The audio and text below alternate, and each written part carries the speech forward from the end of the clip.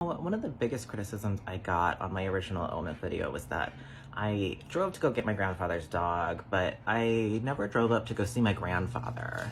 People have been going on for weeks at this point in my comment section about how I am an unempathetic person because I did not visit my grandfather before he died. But if racism and homophobia is not enough for you, have you considered animal abuse?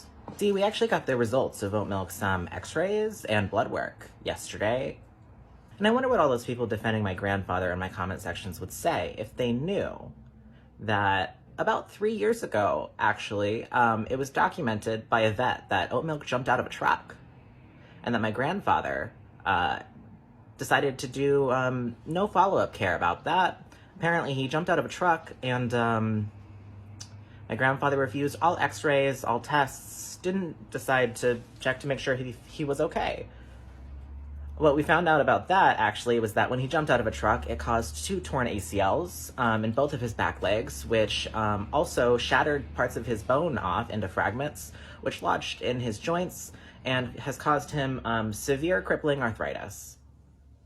And that surgery that we thought that he might have to get that was like $5,000 or $6,000 to fix it, turns out that actually he would have to get that surgery on both legs, along with 2 other additional surgeries to try to fix the problem. But according to our vet, their recommendation is to not do that thing because they don't think it would even help him at this point. He has experienced so much deterioration that they believe that doing all of that surgery and putting his body through that stress somehow would not be worth it, actually, for him, and that we might be better off just letting him deteriorate and deal with pain management as it comes. We're, of course, going to go get a second opinion with, like, an orthopedic, like, dog surgeon to see if that's really the case, but, yeah, it's potentially true that my grandfather sure did let his dog jump out of a truck, do nothing about it, and that caused this dog to have severe, intense, lifelong chronic problems with arthritis, bone fragments in his knees, and 2 torn ACLs that cause him an immense amount of pain every day. But sure, go off about how I'm the unempathetic person and how he really deserved to have somebody there for him. You know, just like he was here for oat milk.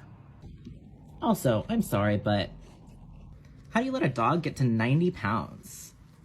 You gotta lose 40 pounds now, dummy. You gotta lose 40 pounds and you can't even use your back legs because they're permanently broken.